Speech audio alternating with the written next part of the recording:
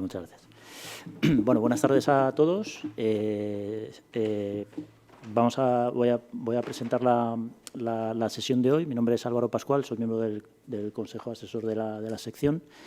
La sesión de hoy que versa sobre las próximas elecciones al Parlamento Europeo, que como sabéis se celebran entre los días 23 y 26 de mayo, en España el 26. Creo que es una sesión esta que es, pues obviamente, viene en un momento muy bueno, no solo porque las elecciones son próximamente, sino porque también es una sesión que es muy importante tener en un momento como el actual, en el que, en particular en los últimos años, pues parece que la Unión Europea está en una cierta situación de crisis, digamos, de concepto y en sus fases de integración, ¿no? Es importante, por lo tanto, en estos momentos pues, volver a insistir sobre los logros que ha supuesto la integración europea en un montón de ámbitos, un montón de materias económicas, sociales, medioambientales, en general de progreso de derechos y libertades, en términos también de bienestar, de paz y de seguridad, que también son términos o conceptos que muchas veces se tienden a olvidar con el paso de los tiempos desde episodios pasados, ¿no? Posiblemente es recordando todos esos logros cómo se puede encontrar la razón y de seguir defendiendo la razón de ser de esta integración europea, ¿no? Que debe seguir avanzando.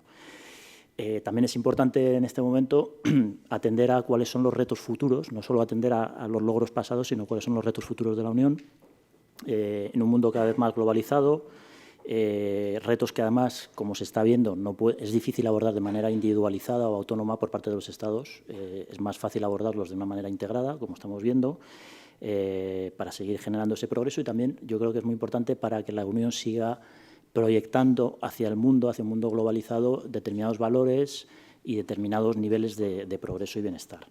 Y para lograr eso es para lo que hay que votar, entre otras cosas, para poder participar en la definición de esas políticas comunitarias que puedan llevar a esos logros y esas metas.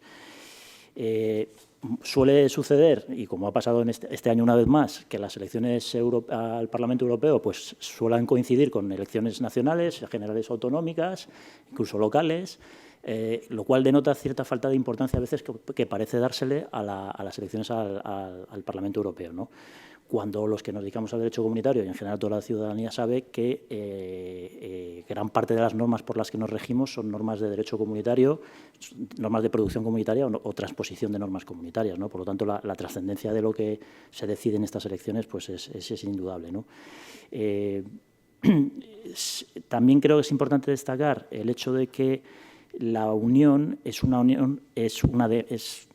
no diré que es una democracia, pero vamos, siempre se ha definido tradicionalmente como una unión de derecho. Es importante también destacar que la Unión Europea es también una unión democrática, por llamarlo de alguna manera, con todos los matices que se quiere hacer respecto a una democracia o a un modelo de democracia a nivel estatal, ¿no? Con las peculiaridades que tienen algunas de sus instituciones, etcétera. Pero sí que es una democracia de la que se ha criticado mucho y se sigue criticando el déficit democrático, pero que hoy en día cabe preguntarse si no hay algunos estados en los que la calidad de la democracia pueda ser incluso inferior a la propia democracia de la Unión, por utilizar esa expresión, ¿no? En todo caso, estoy seguro de que nuestros ponentes pues, nos van a hacer transitar por estas cuestiones tan trascendentes con mayor profundidad y rigor de lo que lo estoy diciendo yo, tanto en su exposición como posiblemente luego en el turno de preguntas si hay tiempo. Y sin más, pues cedo la palabra a la copresidenta de la sección, Sandra, para que dé paso a los ponentes. Muchas gracias. Buenas tardes y gracias por participar hoy en esta jornada que creo que promete ser muy interesante y a la que se va a debatir el futuro de Europa y las elecciones europeas. Quisiera agradecer la presentación que ha realizado Álvaro Pascual y también excusar a mi compañero y copresidente de la sección de la Unión Europea Internacional, Ignacio Signes de Mesa, por no poder encontrarse con nosotros debido a sus obligaciones en el Tribunal de Justicia de la Unión Europea. Y, por último, también quisiera agradecer a los ponentes de este panel su colaboración generosa y desinteresada al concedernos el honor de abordar este tema de tan candente actualidad, así como la asistencia a los colegiadas y colegiados que nos estáis acompañando en este momento. El propósito de esta sesión es poner de relieve entre todos los colegiados la trascendencia y especial importancia que tienen las próximas elecciones al Parlamento Europeo, como ha indicado Álvaro, e incentivar su interés y participación en ellas, destacando a su vez los desafíos democráticos a los que tiene que hacer frente la Unión y resaltando la encrucijada y crisis en la que se encuentra la misma, amenazada no solo por esto, sino también por los populismos y el incipiente Brexit, a más tardar el 31 de octubre de este año. En dichos comicios, los ciudadanos tendrán la oportunidad de rediseñar cuál va a ser el futuro de la Unión Europea, eligiendo sus representantes políticos en el Parlamento Europeo, para garantizar el derecho de libertad en todas sus dimensiones, reafirmando los valores democráticos y de Estado de Derecho, hoy presentes en toda la Unión Europea, a pesar de estar estos últimos amenazados en algunos países, como pueden ser Polonia y Hungría. Entonces, para ello está prevista la intervención del profesor Molina del Pozo y del profesor Bouza García, quienes debatirán sobre el tema elecciones al Parlamento Europeo y democracia en la Unión. Debido a sus relevantes y extensos currículums, brevemente voy a presentar a don Carlos Molina del Pozo, catedrático de Derecho Administrativo de la Universidad de Alcalá de Henares, que también ha sido distinguido como catedrático Jean Monnet de Derecho Comunitario Europeo por la misma universidad.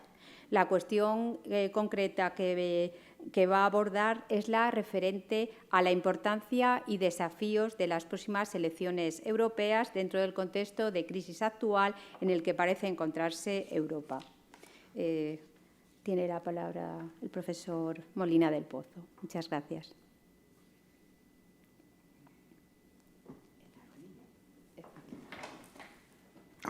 Gracias. Muchas gracias. Siempre estoy enfrentado a la tecnología. No sé cómo me la apaño, pero realmente no sé ni el botón que hay que dar. Muchas gracias, Sandra. Muchísimas gracias al colegio y a la sección por esta invitación.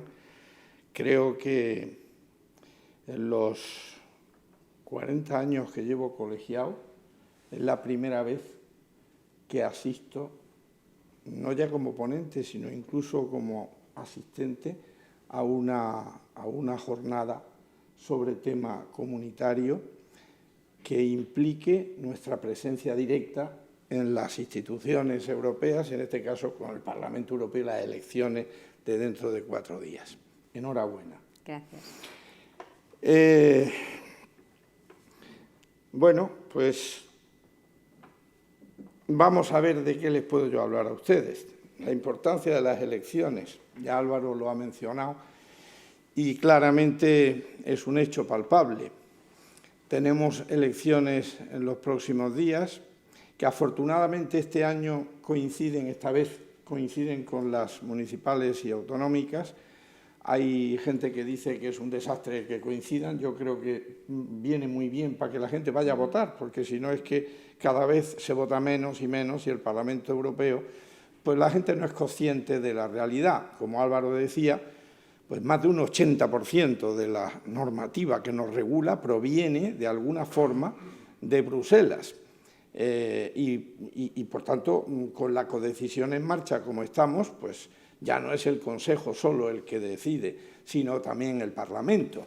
El Parlamento, votar a las elecciones al Parlamento es pues totalmente significativo a la hora de después poder pedir explicaciones de lo que nos obligan a llevar a cabo, al comportamiento jurídico de las personas y de las instituciones nacionales que están vinculadas a las decisiones que se hacen en el Parlamento Europeo. Así que importantísimo tener que ir a votar y elegir a los mejores, porque como luego, si tengo ocasión, diré, el Parlamento Europeo se enfrenta en esta ocasión a un gran problema, que es el de los populismos. Va a haber una entrada de partidos populistas tremenda y no es que yo tenga nada ni a favor ni en contra, que sí que lo tengo, pero que públicamente no lo voy a decir.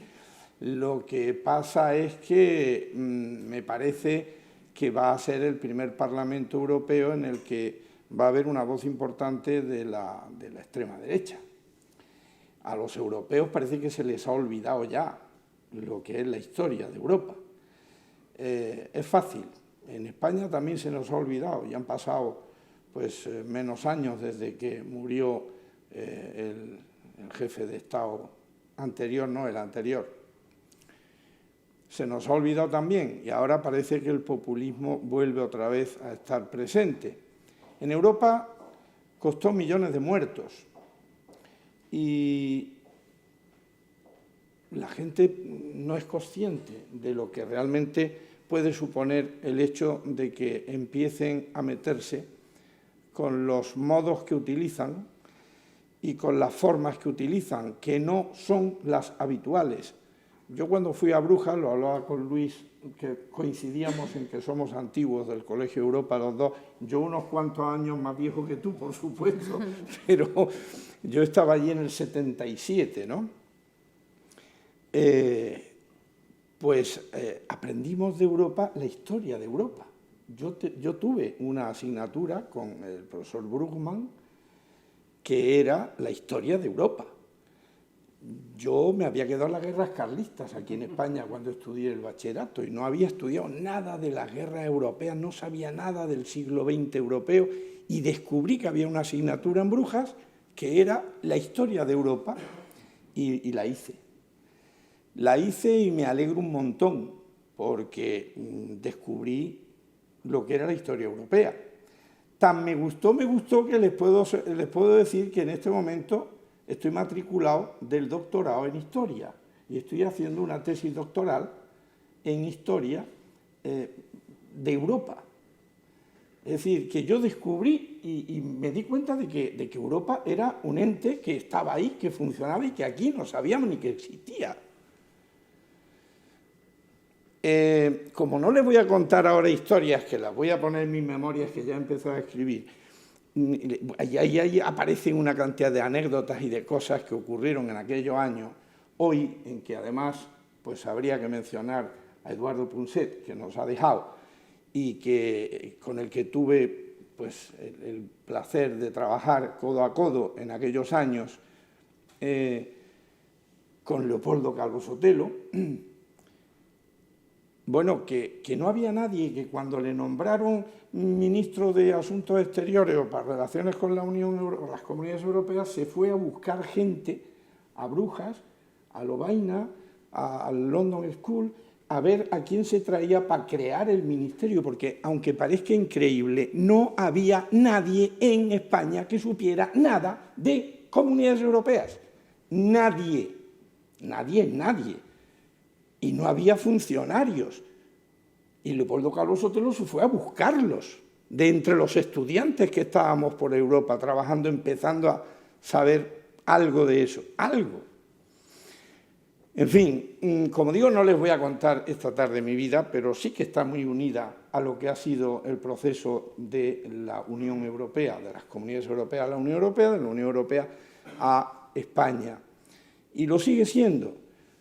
Hasta el punto que mi cátedra de Derecho Administrativo española tiene un perfil de docencia e investigación en Derecho Administrativo y Derecho de la Unión Europea. Porque es que está totalmente vinculada, ¿no? Es lo que les decía al principio, más del 80% de la normativa nos creemos que son aquí los partidos políticos los que se pelean en las Cortes o en las comunidades autónomas.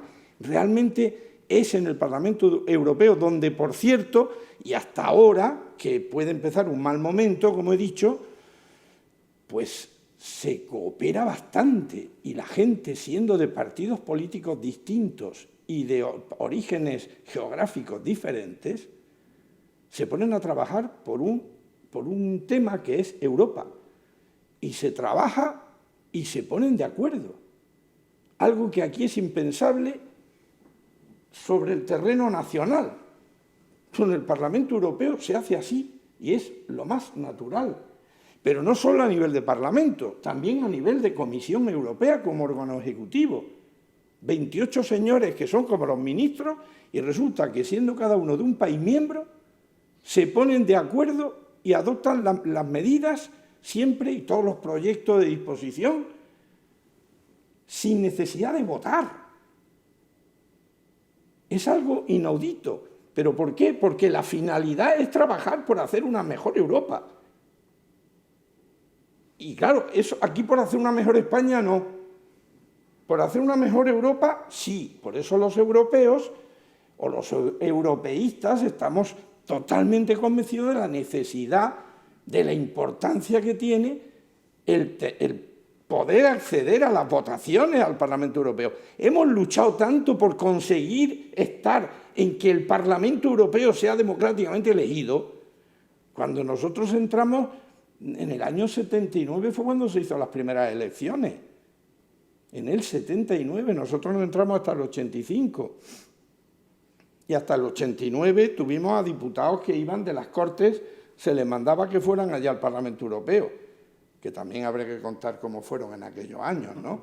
En aviones que venían desde Lisboa, pasaban por Madrid, seguían para Estrasburgo y se averiaban en Madrid y los diputados no se atrevían a embarcar y al final llegaban tarde, pero claro, iban porque se paga los jueves.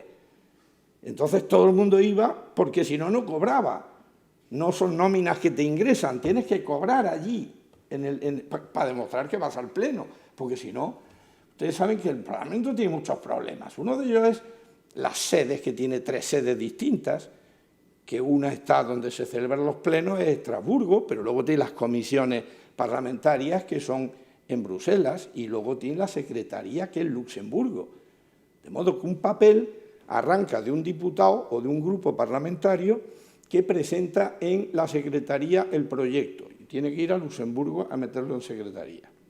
De ahí se cursa a Bruselas, a los grupos parlamentarios, para que lo vean, lo discutan, en las comisiones parlamentarias. Y luego después, si el tema es del Pleno, se manda a Estrasburgo para que vaya al Pleno. Y una vez que se ha aprobado, se tiene que devolver a Luxemburgo para que se inscriba en la secretaría como que está aprobado. O sea, el recorrido es terrible. Ahora con Internet se ha mejorado mucho, pero cuando yo les cuento a ustedes, se hacía con baúles. Se hacía con baúles que se desplazaban semanalmente de un sitio para otro y ahí iban los papeles. Entonces, afortunadamente se ha cambiado mucho y ya no hay lo que había, ¿no? Los peligros que había de pérdida de papeles, era inevitable. Inevitable con los contenedores llenos de papeles importantísimos, ¿no? Bueno, ustedes saben que el Parlamento Europeo tiene 3 poderes básicos, el actual Parlamento Europeo.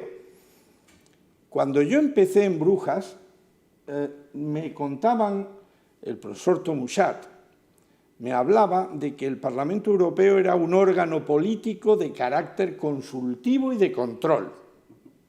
Así se definía el Parlamento Europeo. Hoy día el Parlamento tiene un poder, primero, de codecisión, tiene un poder legislativo de codecisión. Después, tiene un poder de control, porque es el que controla nada menos que a la Comisión Europea a través de la moción de censura. Y además tiene el poder presupuestario, que lo ha tenido siempre, ese siempre también lo ha tenido, pero para los gastos no obligatorios. Ahora, bueno, el Parlamento interviene. Ahora, con el Consejo, en la codecisión, y los dos, tanto Consejo como el Parlamento, tienen un poder presupuestario. Algo es algo. Para mí, hasta el día en que el Parlamento realmente sea un Parlamento y tenga la competencia total en la toma de decisiones, pues no habremos llegado a lo que sería el ideal, ¿no? Que el Parlamento Europeo pues sea el que legisle, como cualquier Parlamento. Pero para eso tendríamos que dar el paso hacia un sistema federal que aplicaríamos a nivel de la Unión Europea. Se está en ello, pero todavía no hay más que elementos federalizantes que se van incorporando al modelo, pero todavía no es un modelo federal como el que quisiéramos hacer algunos, y que no es ni copia del sistema federal alemán ni del sistema federal norteamericano, sino un sistema federal europeo, diseñado y pensado por y para Europa, para la Unión Europea. Por eso a mí no me importa cuando se habla de la Europa de las 2 velocidades o de las 5 velocidades o de las 80.000 velocidades. Realmente lo importante es que Europa esté haciendo o dando los pasos para consolidar y llegar a ese sistema federal europeo, que que no sea copia de nadie, ya le gustaría a Alemania que copiáramos el sistema alemán federal, ¿no? Ya le encantaría, pero no es eso, no van por ahí los tiros. El Parlamento Europeo, además, que actualmente, como saben ustedes, tiene 751 diputados, que, por cierto, el tratado, cuando en el artículo 14 lo menciona, dice tendrá 700 y un presidente. Ese un presidente es porque Italia quería tener un diputado más y no daba la cosa, y entonces se le ocurrió a la delegación italiana decir, bueno, vale, 750, pero ¿han pensado ustedes que tiene que haber un presidente? Hombre, claro, tiene que haber un presidente. Pues ese presidente es el 751, que es el italiano, que nosotros queremos tener un diputado más. Y se le adjudicó. De esa manera, tan como siempre, un diseño magnífico. Los italianos se caracterizan por unos diseños impecables y por vender la lavadora perfectamente. Y así lo vendieron y se llevaron un diputado más que lo que querían.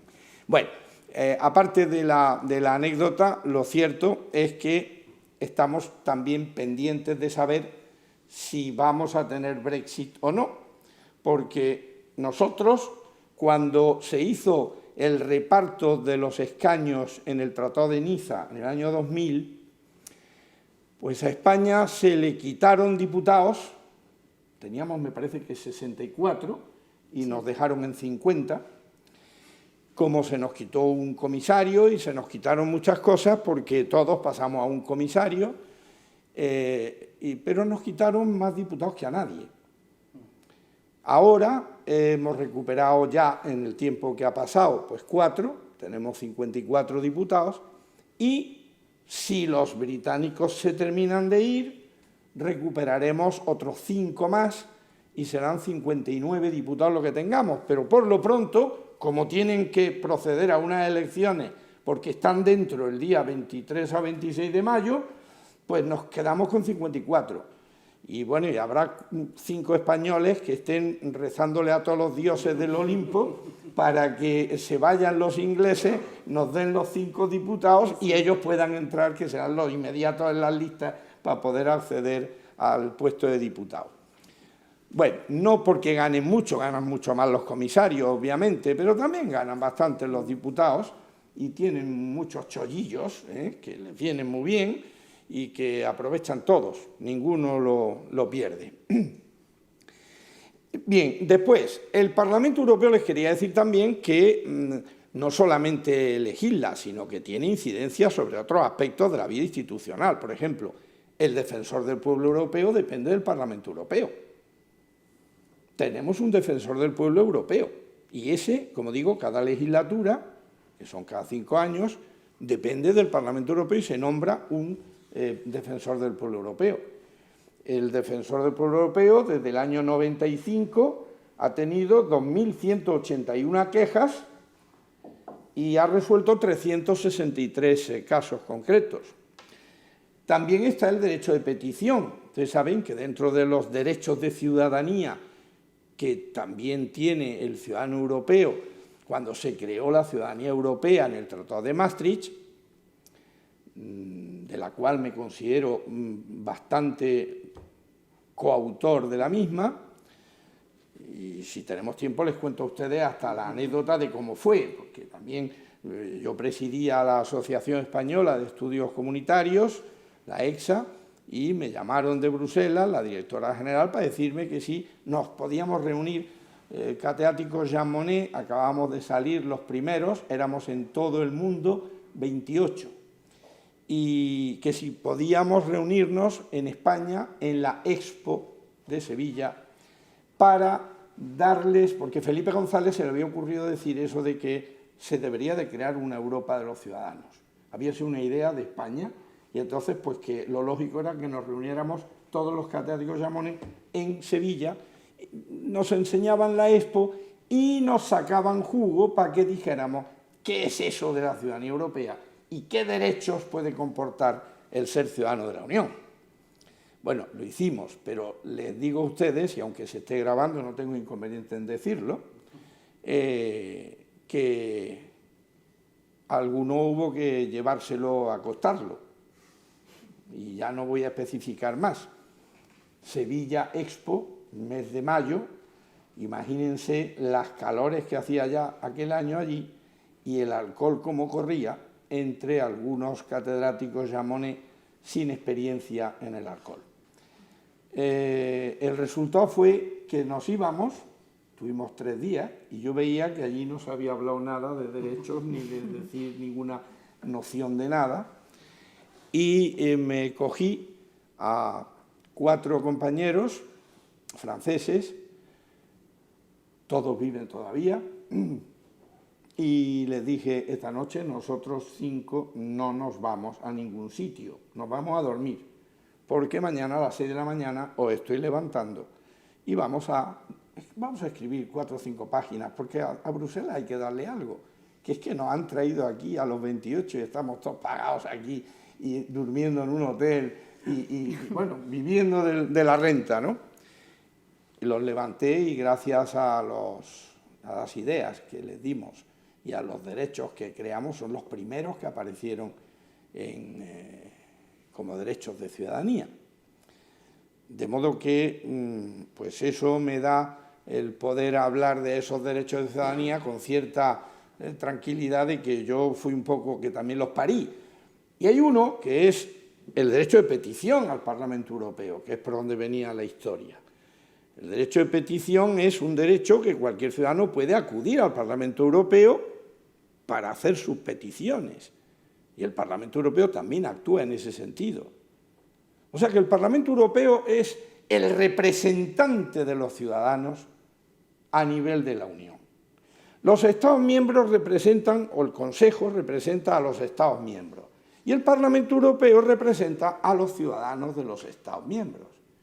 Y ustedes saben que ahora para adoptar las mayorías cualificadas, desde el Tratado de Lisboa, se exige que haya un 55% de los Estados miembros, que al menos sean 15, y que a su vez representen el 65% de la población de la ciudadanía de la Unión.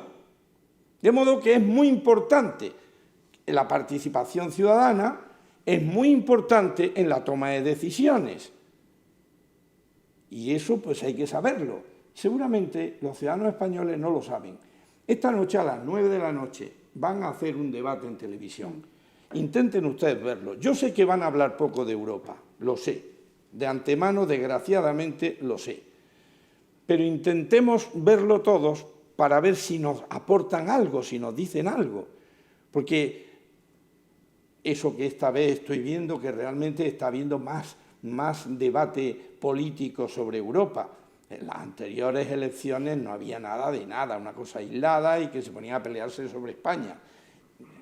Ahora parece que hablan un poco más de Europa, se están empezando a convencer, pero al ciudadano hay que buscarle puntos de conectividad con las instituciones europeas, porque faltan. Se vive como de espaldas. Somos nada euroescépticos, muy favorables a la Unión Europea los españoles, pero sin embargo cada vez menos. Empezamos a bajar la cifra, que éramos los más entusiastas, bajamos, pero y bajamos además porque no sabemos nada, vivimos de espalda un poco a lo que es la Unión Europea. Hace falta aproximarnos, pero por parte nuestra hacer el esfuerzo, también por parte de las instituciones, que no hacen ningún esfuerzo. Esto que yo decía al principio de que en más de 40 años de colegiado es la primera vez que asisto a una cosa sobre derecho europeo, sobre ámbito europeo, es verdaderamente una realidad. Desgraciadamente es una realidad. Y lo que habría es que estar todas las semanas contando temas europeos. En fin, tú me dices cuando... Sí, bueno, 5 minutos más. 5 si minutos quieres, más. Más o menos. Claro, me he metido a contar cosas de mi vida y experiencias de anecdotario y entonces se me ha ido mucho el tiempo. Pero vamos a ver, ustedes saben que el Parlamento se organiza en 8 grupos políticos que van por afinidades políticas y no por nacionalidades, 23 comisiones, esto es en la actualidad, luego pues puede que haya 1 o 2 más que se creen con el nuevo Parlamento, esto es lo que hay ahora mismo. 23 comisiones preparatorias de los plenos y 44 delegaciones, que son las que llevan las relaciones y los intercambios de información con los parlamentos de los distintos países y con terceros países.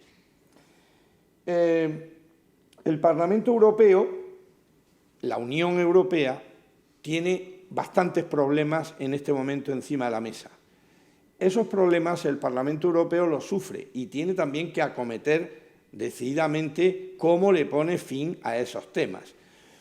Grandes temas pues son, o grandes problemas, así por citar, pues la crisis económica que no termina de resolverse,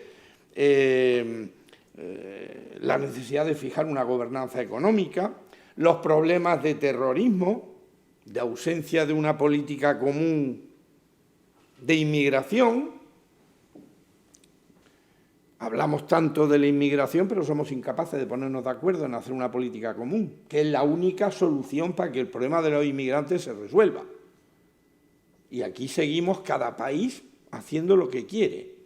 Por eso hay países que se estudia la posibilidad de utilizar el artículo 7 del Tratado de la Unión Europea y de aplicárselo, como son Hungría, Polonia o Chequia, porque no quieren aplicar el derecho comunitario en vigor, no quieren aplicar la Carta y no aplican los acuerdos que ellos mismos han dicho que iban a cumplir. Se han puesto de acuerdo para un reparto de los inmigrantes, unos cupos, y no los cumplen. Entonces, están incumpliendo el derecho comunitario. Para eso está el artículo 7 del tratado, que pone en marcha un procedimiento muy complicado, pero que hace no que se le expulse de la Unión Europea a un Estado incumplidor, pero sí que se le prive de participar en la toma de decisiones de la Unión Europea durante un tiempo, como los partidos de balonmano. El jugador que comete una falta sale del terreno de juego 2 minutos y en esos 2 minutos todo lo que pase en la cancha le afecta. Pues aquí igual, se va a hacer que algunos de estos países, por incumplimiento del derecho comunitario, sean sancionados no con la expulsión, sino con el cese de participación en la toma de decisiones durante el tiempo que siga manteniendo su comportamiento de no cumplimiento de las normas. Y luego lo que haya pasado en ese tiempo, por supuesto que le está afectando a ese Estado, aunque no haya participado en la decisión. Es una forma que no es echarlo, pero sí privarle de sus derechos al Estado como tal. Bueno, decía también que hay problemas como el terrorismo, que habría que plantearse quién tiene la culpa, ¿no? Yo lo vengo diciendo hace mucho tiempo y lo tengo escrito también, ¿no? ¿Quién tiene la culpa? ¿Qué es lo que está pasando con el terrorismo? ¿Los terroristas de dónde son? Son europeos, de la Unión Europea, nacidos y criados, que piensan el atentado en Barcelona, se van a París y lo cometen y se vienen a dormir a Bruselas porque viven allí. ¿Que sus padres o sus abuelos fueron inmigrantes? Sí, pero ellos son europeos. ¿Qué no hemos sabido hacer en la Unión Europea con esa gente para que estén haciendo ese tipo de actos? ¿Cómo no les hemos dado lo que necesitaban? ¿O no hemos sabido? ¿O les hemos marginado? Es algo que tenemos que plantearnos muy seriamente a nivel de la Unión Europea. Y verás cómo el terrorismo funciona de otra manera. Soluciones a estos problemas que tiene que dar el Parlamento Europeo. En el Parlamento hay ahora mismo muchas cosas, como digo, encima de la mesa. Por ejemplo, hay que fijar unas reformas estructurales de la Unión Europea y tiene que ser el Parlamento el que diseñe un nuevo modelo institucional. Esto ya ha dado de sí todo lo que podía dar de sí. Este balón con el que hemos jugado 70 años ya se ha tenido tantos parches que se le han dado por tantos lugares que ya está para ponerlo en una vitrina y decir ¡ole qué pedazo de balón que hemos jugado 70 años con él y ha estado maravillosamente en juego! Y ahora ya no da más. Vamos a fabricar otro balón con otros materiales que dure otros 60 o 70 años. Este ya no da más de sí. Y vamos a poner el Parlamento donde hay que ponerlo y a darle lo que hay que darle. Y a los Estados también. Y a los ciudadanos todos sus derechos de ciudadanía ampliados. Y vamos a ampliar el concepto de ciudadanía europea. Por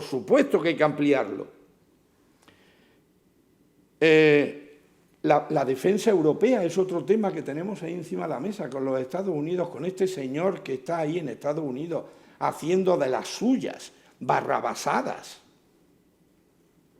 Es lamentable, pero estamos sufriendo todos las insinuaciones y las ocurrencias de un señor que está en Estados Unidos provocando una guerra comercial con China, con Rusia, con Europa, con todo el que se le pone por delante. Guerra comercial. Pero ir en materia de defensa, cuando dice que no aportamos los Estados miembros a la OTAN lo que... Mire usted, en Europa tenemos que pensar también en la defensa. Y a lo mejor llevan razón los que están diciendo que hay que crear una entidad europea de defensa. Antes estaba la UEO, pero nos la cargamos y lo metimos todo en la OTAN y estuvimos todos en la OTAN.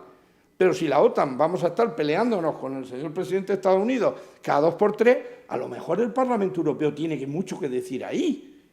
Y lo debe de decir. El logro de la participación ciudadana en las elecciones del próximo domingo yo creo que es fundamental. Es uno de los temas que el Parlamento Europeo ha dedicado ahora más tiempo. Ya voy a terminar. Se necesita, en definitiva, desde mi humilde y modestísimo punto de vista, pero eso sí, con la experiencia de ya más de 40 años en estos temas, se necesita que haya más Europa. Y en eso estamos de acuerdo la gran mayoría de autores y de profesores de este país y de toda Europa. Más Europa. Más Europa. Lucha contra el cambio climático. Inmigración, política común de inmigración. Aplicación de la solidaridad entre Estados. Nuevas adhesiones, con comillas y ad cautelam. Fortalecimiento del mercado único europeo. Antes de invitar a más gente, vamos a poner orden en la mesa. Vamos a hacer sillas y mesas para que quepan todos, porque si no, ¿esto qué es? ¿Los vamos a sentar en el suelo y les vamos a dar una litrona en vez de una copa de vino?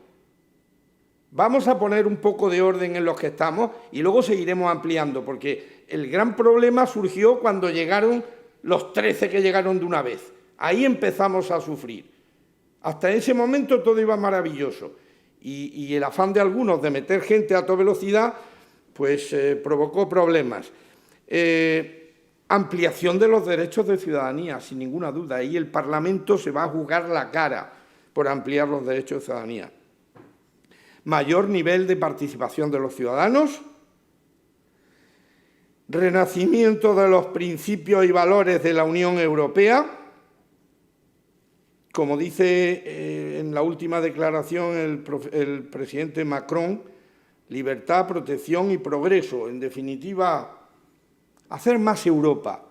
Los ciudadanos somos españoles, en mi caso andaluces de Granada, pero somos europeos, muy europeos. Y queremos más Europa. No queremos ser unos catetos de pueblo. Queremos abrirnos a Europa porque estando juntos en Europa somos mucho más fuertes y tenemos muchísimas más posibilidades de lograr un futuro mejor para todos, sobre todo para nuestros hijos y nuestros nietos, porque ya los que sois más jóvenes tenéis mucho más que poner en marcha que los que ya estamos a punto de caramelo. Así que en vuestras manos os pongo el reto para que el nuevo Parlamento le pinchéis y le hagáis que trabaje más y se esfuerce más por conseguirlo. Muchas gracias y perdón si me he pasado el tiempo. Muchísimas gracias. Y por último voy a presentaros a Luis Bouza García, actualmente profesor de Ciencia Política y de Relaciones Internacionales de la Universidad Autónoma de Madrid y profesor visitante del Colegio de Europa en Brujas, donde coordina el programa de Estudios Europeos Generales. El tema que va a abordar hoy el profesor Bouza está centrado en la campaña electoral de 2019 desde la perspectiva del espacio político europeo de cara a la legislatura 2019-2024. Cuando quieras, Luis. Muchísimas gracias, Sandra, por la presentación, Álvaro también por la invitación y al colegio, a la sección, evidentemente, por la invitación, a todos ustedes estar aquí. Y evidentemente, siempre es una un honor, pero una gran dificultad hablar después del profesor Molina del Pozo, porque evidentemente desde toda esta experiencia pues, se ven las cosas de manera diferente. Yo quería hablar de un trabajo que estamos haciendo desde la Universidad Autónoma de Madrid con una acción, Jean Monnet, que nos ha concedido también la Comisión Europea. En este caso es una red en la que trabajamos con universidades de Bélgica y de Bucarest, en la que hemos intentado crear un proyecto para debatir sobre Europa, ¿no? Para hablar sobre todo de políticas públicas europeas. Y con esto quiero entrar en el tema de mi intervención, que es el concepto de espacio público europeo, ¿no? No voy a hacer una clase sobre el concepto de espacio público, pero por definir simplemente la noción, ¿no? El espacio público es la infraestructura social y comunicativa de la democracia. Nuestras democracias, evidentemente, se sustentan en un conjunto de textos jurídicos, de normas, de instituciones, pero no son solo instituciones y textos, son un espacio en el que los ciudadanos pueden discutir y hablar de políticas sin más credenciales que su interés y su racionalidad. Es decir, lo que hace una democracia no es solo nuestro derecho a intervenir en los asuntos públicos, ya sea por la vía participativa o representativa, sino también el hecho de que nos ocupamos de los asuntos públicos. Ese es nuestro derecho como ciudadanos. Claro, este es un concepto que siempre hemos asociado con el Estado-nación. Pues el espacio público español, el espacio público alemán, el espacio público estadounidense. Pero esta coincidencia, nos dice todos los grandes teóricos del pensamiento europeo, es una coincidencia histórica, pero no tiene por qué ser una necesidad lógica. Es decir, Voltaire no escribía para los campesinos franceses, escribía para la emperatriz de Rusia, y Montesquieu no escribía solamente para los burgueses de París, escribía para los burgueses de Londres. Por lo tanto, esa esfera pública europea, elitista, siempre ha existido, ¿no? Por lo tanto, quizá el desafío es hasta qué punto podemos hoy imaginar un tipo de esfera pública europea democrática, en la que los ciudadanos, como han hecho pues en los últimos 150 años al ocuparse de sus asuntos públicos a nivel nacional, transfieran ese interés por los asuntos colectivos a nivel europeo. Evidentemente, sin olvidar el interés por los asuntos nacionales, pero discutiendo cuestiones políticas y cuestiones públicas transnacionales, ¿no? Europeas, pues precisamente lo que discutíamos, pues qué tenemos que hacer ante la crisis migratoria. Pues es mejor dejar que todos los refugiados lleguen a Europa y una vez aquí tratemos sus solicitudes de asilo, o es mejor tratar de retenerlos en frontera o que se queden en el norte de África. Bueno, pues ese debate es importante tenerlo a escala europea. O, por ejemplo, un asunto económico trascendental que nos interesa a los españoles,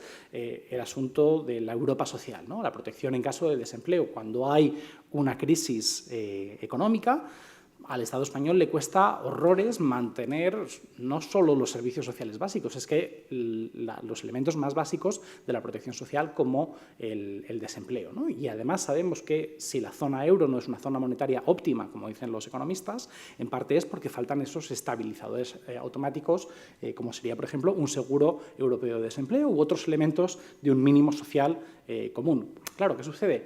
Que un presidente del gobierno español que proponga eso en Bruselas, pues sabemos cómo va a reaccionar la prensa alemana, ¿no? Pues ya están los españoles derrochadones que quieren que los alemanes les paguemos el paro, ¿no? Claro, si eso lo hubiéramos debatido como europeos, si hubiéramos demostrado la racionalidad económica, que al alemán también le interesa que en España se pague un seguro de desempleo digno cuando hay una crisis económica, pues probablemente eso facilitaría más Europa. Hasta aquí el mundo de las ideas, ¿no? Y evidentemente pues no puedo discutir nada de lo que ha dicho el profesor Molina, porque es evidente que no estamos en esa situación. Desafortunadamente, pues estamos todavía lejos de ese espacio público europeo. Pero quizá estamos lejos, y aquí es donde voy a intentar añadir una nota algo más optimista, si pensamos en un espacio público europeo estrictamente transnacional, ¿no? Es cierto que todavía no tenemos esa discusión pública más que en momentos muy excepcionales, ¿no? Tiene que pasar algo muy grave en Europa para que se genere esa esfera pública. Por ejemplo, durante el Brexit, ¿no? Durante los meses posteriores al Brexit, todos los europeos se han estado apropiando de determinados asuntos.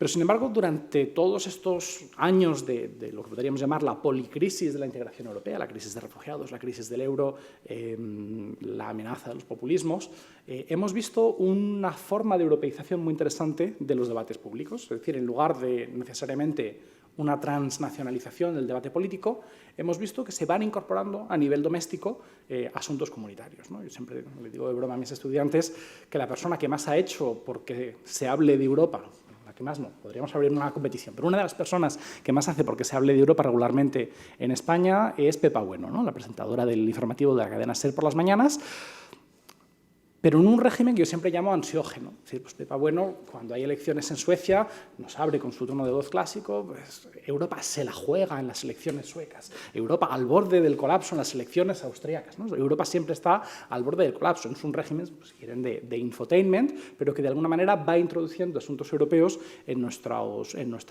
asuntos domésticos, ¿no? Y esta especie de idea de Europa es clave, pero nunca encontramos el momento de discutirlo. ¿Por qué estas elecciones son especialmente importantes? Porque se plantean en un momento en el que continúa algunos de los efectos de varias de estas crisis, pero en el que también tenemos probablemente una reacción clara por parte de fuerzas europeístas, ¿no? Y la más evidente es la del presidente Macron. Yo aquí es donde quería, hasta cierto punto, hablar de la campaña que estamos conociendo en estas elecciones europeas en esta clave, ¿no? Porque y aquí también pues, me adhiero a lo que se acaba de decir.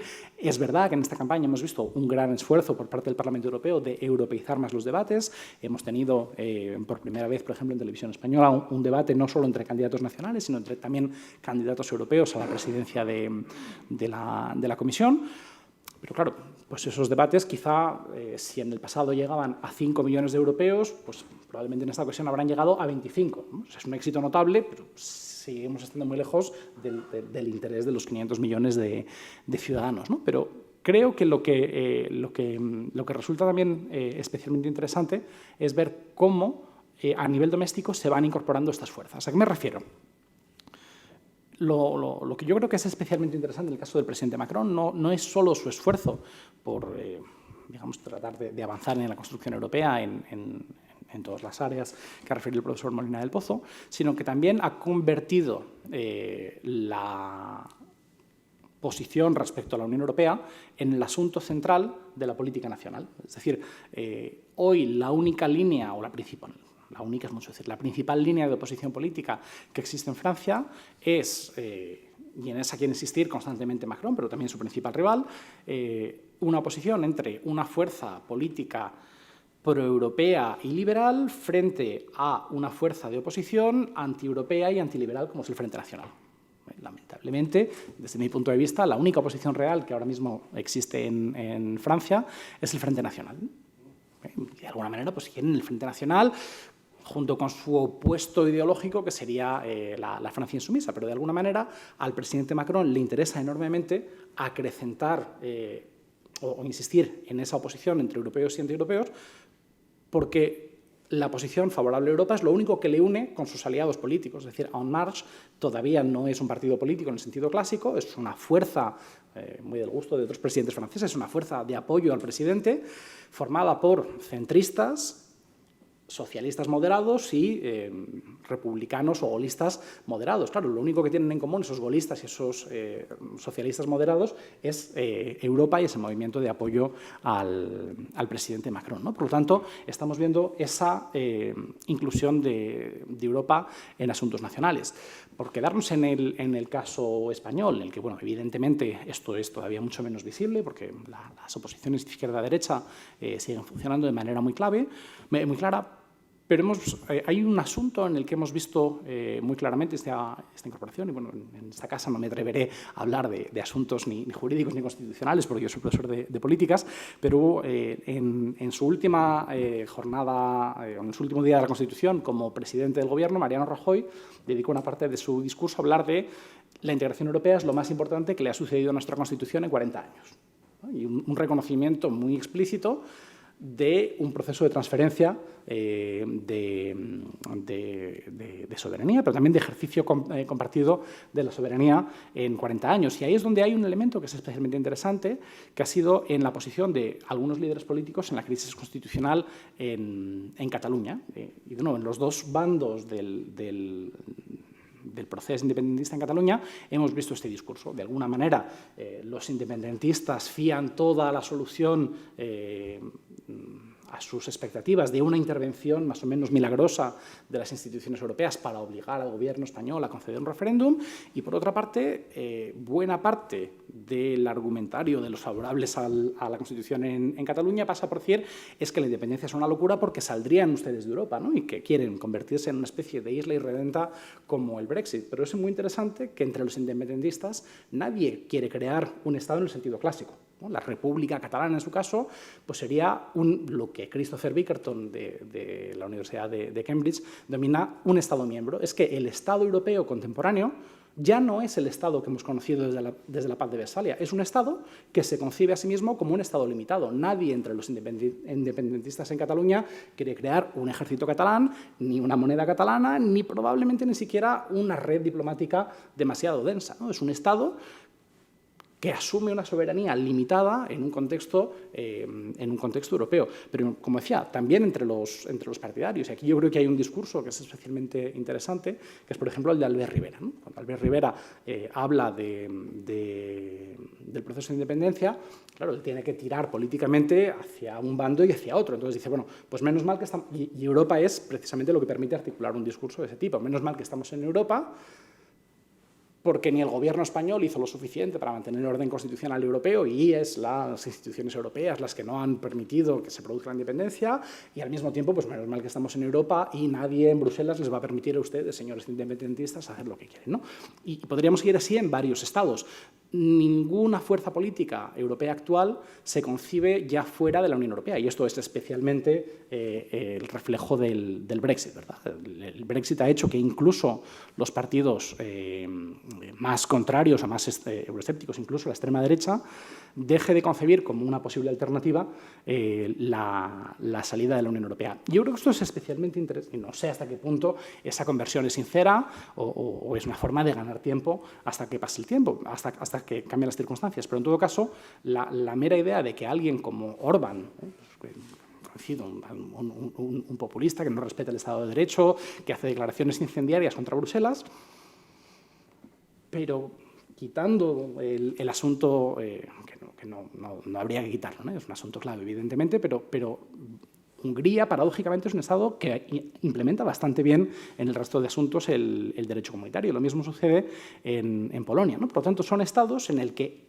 se combina un discurso fuertemente populista, contrario a la integración europea, antielitista, antiinmigrantes, con una aplicación en el día a día del mercado comunitario, de la integración silenciosa y con las administraciones que cada vez más funcionan en un régimen europeo, ¿no? Ahí tenemos una paradoja. Tenemos una paradoja porque probablemente lo que estamos viendo es que quizá cada vez más esas fuerzas populistas comienzan a entender, y ahí es donde también evidentemente hay un gran riesgo para Europa, pero comienzan a entender que el Brexit es su limitación, pero que de alguna manera a lo que pueden aspirar es a cambiar Europa. Y yo creo que ese es realmente el asunto que está en juego en estas elecciones, ¿no? Tradicionalmente pensábamos que el debate en las elecciones europeas era el ritmo de la integración, que de alguna manera era unívoco, pero bueno, pues, en las elecciones o le dábamos un acelerón votando a fuerzas más europeístas o lo manteníamos en una cierta pausa votando pues, a fuerzas menos entusiastas, ¿no? Aquí lo que probablemente tenemos son fuerzas políticas que de alguna manera no todas piensan que necesariamente hace falta tener más Europa, pero que lo que nos están diciendo es tenemos que elegir entre dos modelos de Europa. Un modelo de Europa, de alguna manera, que nos propone más Europa, más integración y probablemente una Europa a dos velocidades, en torno al presidente Macron, pero no solo, ¿no? En torno a la coalición que pueda crear, y la Europa pues, de los señores que se reunían la semana pasada en Milán, que nos dice, bueno, pues tenemos que repatriar competencias y tenemos que crear una Europa pues, de soberanías nacionales y bueno, pues que erija grandes muros frente a los inmigrantes. Bueno, hasta aquí, digamos, el discurso que yo creo que domina las elecciones. Este discurso tiene un gran potencial de generar interés entre los ciudadanos, ¿no? Ya lo hemos dicho, ha aumentado el interés, nos fijemos en lo que nos fijemos, en debates en televisión, en redes sociales, por estas elecciones europeas. Pero, como decía, igual que me parece que a nivel doméstico este discurso tiene un riesgo, que es el presidente Macron aumenta la apuesta. Pero claro, es una apuesta que puede ser muy arriesgada a nivel doméstico. Es decir, el día que los franceses decidan cambiar de fuerza política en el gobierno, pues hay muchas opciones de que la principal alternativa sea el Frente Nacional, porque las demás fuerzas se habrán subsumido dentro de En Marche y, de alguna manera, la líder de la oposición de facto ya es Marine Le Pen, y, por lo tanto, cuando la natural alternancia en democracia se plantee, pues la elección de una fuerza política que ahora nos parece impensable se puede convertir en más visible. ¿Qué efecto creo que tiene este debate a escala europea? Pues que probablemente nos está ocultando la necesidad de precisamente discutir todos estos dilemas de política pública. De alguna manera, cuando nos centramos en salvar o incluso aumentar la integración europea de esa amenaza populista, lo que nos sucede es que los proeuropeos discutimos insuficientemente entre nosotros. En el fondo, estamos de acuerdo en pues, más Europa y en que no lleguen estos señores y señoras que nos desagradan, pero pues, quizá no discutimos suficientemente qué queremos decir por ejército europeo, ¿no? O si este modelo de gestión de la inmigración es viable o hasta qué punto pues, tenemos que realizar una consolidación fiscal en Europa. Yo creo que esto es lo que a nivel español claramente ha faltado en la campaña. Y a nivel europeo ha quedado menos ocultado de lo que yo pensaba. Yo creía que íbamos a ver una campaña mucho más centrada en ese debate entre más o menos Europa, y de alguna manera, por lo menos, los Spitzenkandidaten, y no sé si ibas a decir una palabra de esto, Sandra, pero si no diré yo algo para terminar, los Spitzenkandidaten en sus debates nos han demostrado una serie de líneas de oposición bastante interesantes, ¿no? Sobre una serie de cuestiones. Sabemos que evidentemente acabarán cooperando, pero sí que han hecho el esfuerzo de darle a los europeos distintas perspectivas, ¿no? Pues si le dan ustedes más diputados a los verdes, pues tendrán una tasa al diésel, mientras que si le dan ustedes más diputados a los liberales, pues probablemente no haya tasa a Google, ¿no? Pues de alguna manera yo creo que los Spitzenkandidaten han hecho un buen trabajo en señalar, quizá por primera vez muy claramente, pues que los ciudadanos con su voto no solamente están eligiendo caras, sino que también están eligiendo políticas. Termino con los Spitzenkandidaten, ¿no?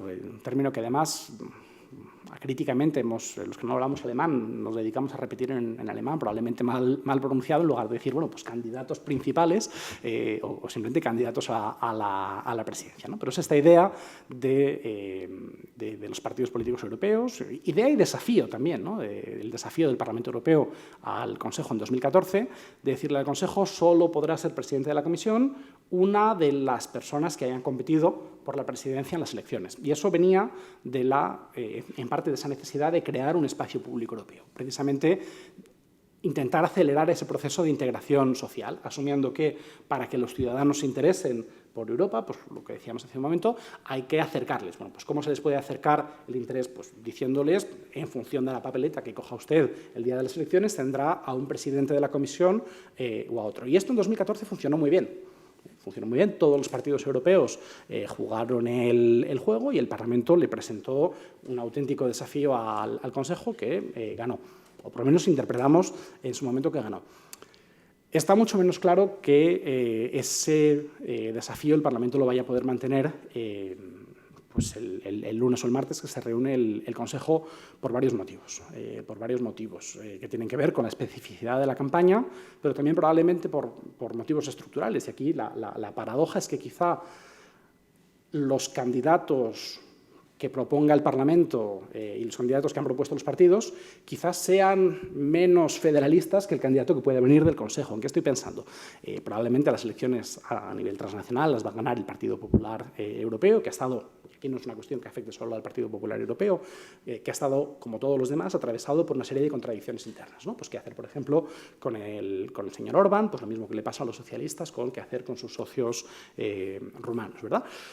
Claro, el señor Weber, candidato a la presidencia por el Partido Popular Europeo, no es para nada un federalista europeo. Tampoco, evidentemente no es un euroescéptico, pero yo diría que es un eurorealista, ¿no? Es un señor que piensa que hemos llegado hasta donde podíamos llegar, en algunas áreas puede haber más cooperación, pero no necesitamos, en el manifiesto electoral del Partido Popular Europeo se dice literalmente, no necesitamos más Europa, necesitamos mejor Europa. En algunas políticas se quiere decir un poco más Europa, pero en otras se quiere decir un poco menos.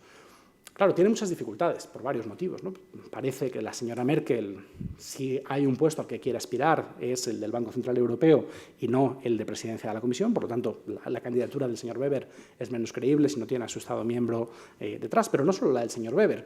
El señor Timmermans, aquí se da una paradoja, ¿no? Los socialistas europeos han elegido como candidato a un señor sobre el que podemos tener serias dudas de que su propio Estado miembro lo vaya a nominar como candidato a comisario. ¿Por qué? Porque es socialista y su Estado miembro, en los Países Bajos, están gobernados por fuerzas conservadoras. Probablemente al gobierno holandés le interese tener un holandés en la comisión, sobre todo si es de presidente, aunque sea de otra familia política. Pero en ese proceso de politización que estamos viviendo, pues quizá la política nacional se colase en el proceso de Spitzenkandidaten. Pero es que además no todas las fuerzas políticas en la actualidad, a diferencia de lo que sucedió en 2014, se han apuntado a este juego. Por ejemplo, la familia liberal, probablemente la más federalista, la más proeuropea claramente, está profundamente dividida. ¿Por qué? Porque la nueva estrella del panorama o del firmamento liberal, el señor Macron, no quiere nombrar un Spitzenkandidaten. Él tiene un candidato que probablemente sea muy federalista, que es Michel Barnier, que no ha sido nombrado por su propia fuerza política. Y eso ha hecho que los liberales, en lugar de nominar a un único candidato, hayan nominado a un equipo de 8 personas.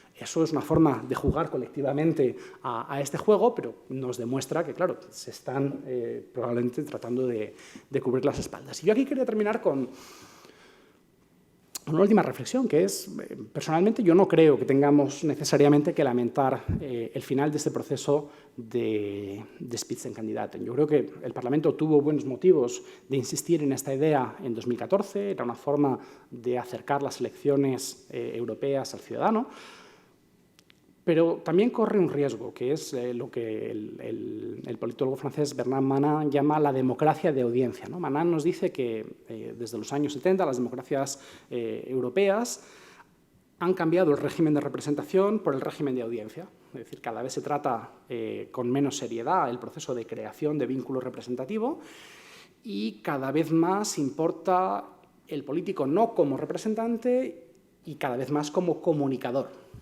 Creo que eso en España tenemos todos buenos ejemplos. Y de alguna manera Manin nos da 4 o 5 rasgos en los que no voy a insistir ahora, pero que pasan por la importancia de la comunicación, por la importancia de la personalización del debate y por la sustitución del partido político por grandes plataformas de apoyo. Claro, sorprendentemente Manin no es crítico, él simplemente lo describe como una evolución de la democracia, pero muchos pensamos que ese es un modelo que devalúa la democracia tal y como la hemos conocido. Y de alguna manera el proceso de Spitzenkandidaten quizá insistía en ese proceso de creación de una democracia de audiencia europea. De alguna manera el que, sin modificar el principio de que la presidencia de la Comisión tiene que reflejar el resultado de las elecciones, pero el resultado de las elecciones se puede reflejar de varias maneras, y el hecho de que, como en cualquier democracia representativa o en cualquier democracia parlamentaria a nivel nacional, el Parlamento puede elegir a quien mejor le parezca, quizás sea un paso positivo en esa creación de un vínculo representativo entre los europeos. Así que, aunque es verdad que la campaña ha empezado muy tarde, no solo en España, en otros estados, hay 2 o 3 motivos para el optimismo y pensar que va a haber mucho juego político que puede interesar a los ciudadanos a partir del lunes a escala comunitaria. Muchas gracias. Gracias. Después de las magníficas intervenciones de los profesores, me gustaría exponer unas breves conclusiones y reflexiones.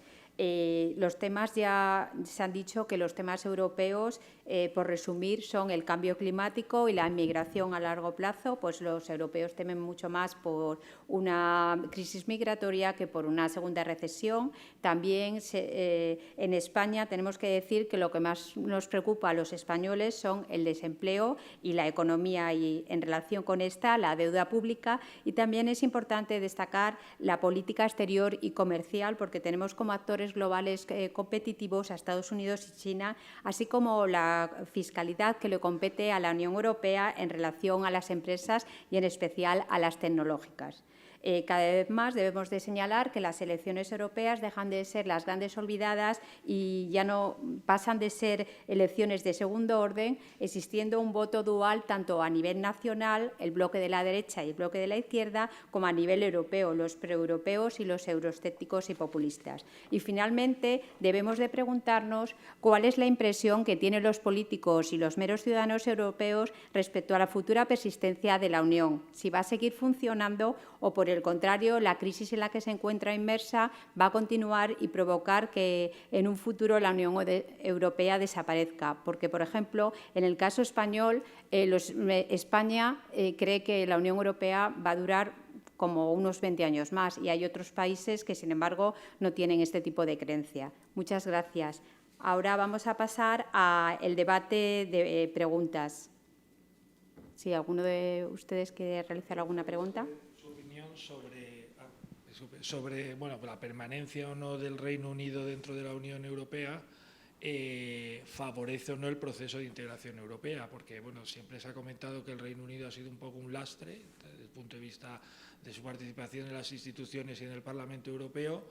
Ya sabemos pues, que económicamente han limitado la integración con el tema de no querer estar en la Unión Monetaria y las aportaciones que hace al presupuesto europeo, pero desde el punto de vista jurídico y político, ¿sería mejor un Reino Unido fuera de la Unión Europea o dentro de la Unión Europea para el avance de la integración?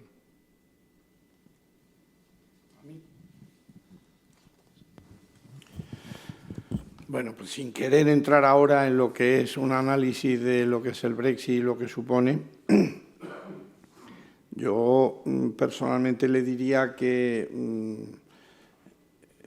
deberían de quedarse. Estoy convencido. Es decir, son un obstáculo. No han hecho más que poner problemas siempre. Han cumplido todo lo que ellos han querido cumplir. De modo que si usted se coge el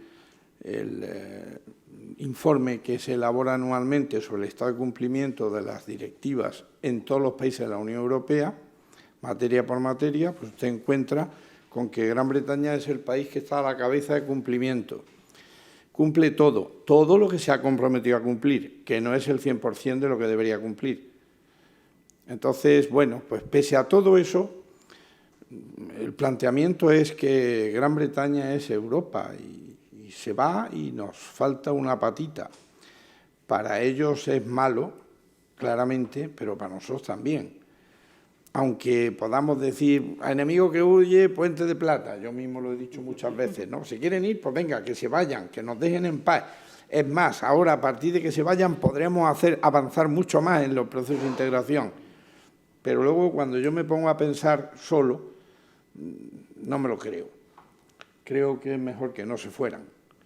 Y todo lo que se pueda hacer para que se queden, pues bueno para todos. Sumar es mejor que dividir. Yo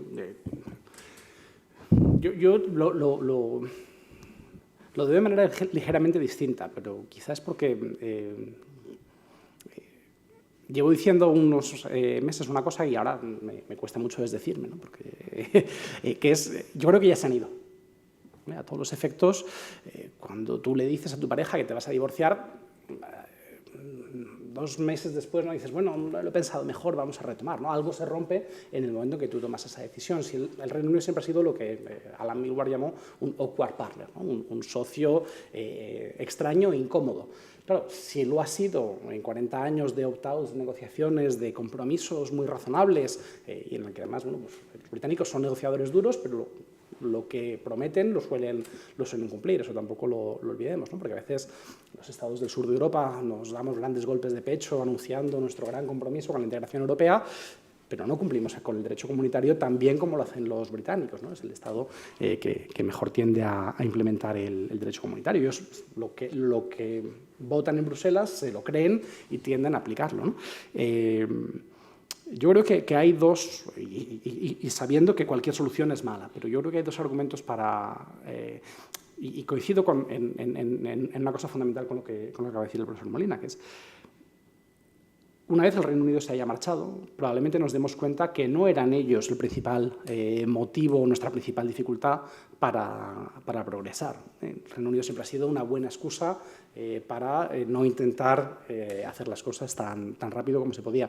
Pero yo creo que hay dos motivos por los cuales el Brexit es probablemente inevitable políticamente, ¿no? Uno es los ciudadanos europeos tienen que ver que sus decisiones políticas tienen consecuencias. Hay que dejar de tratar a los ciudadanos como menores de edad.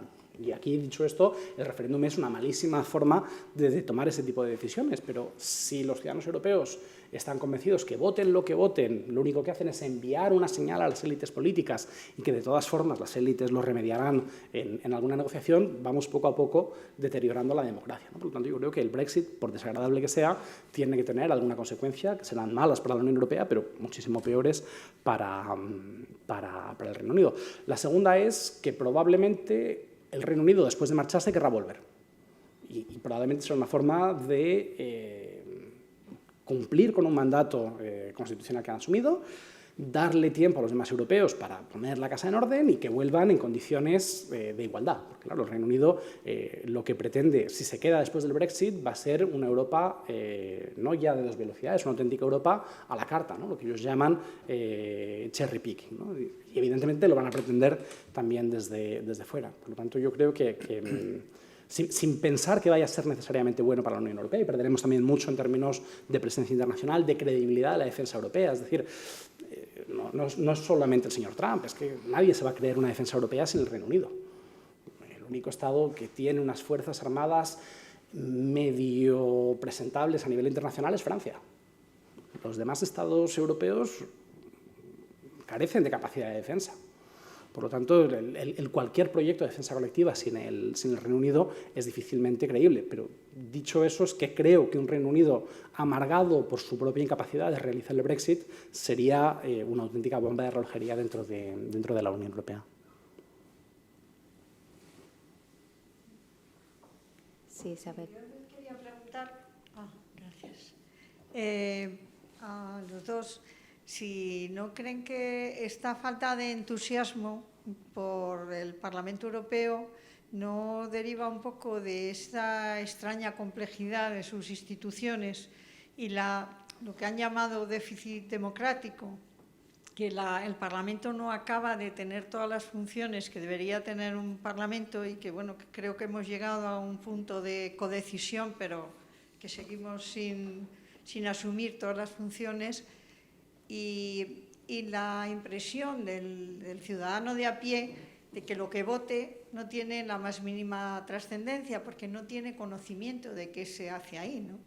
Y tiene la impresión de que, por el contrario, cede mucha soberanía.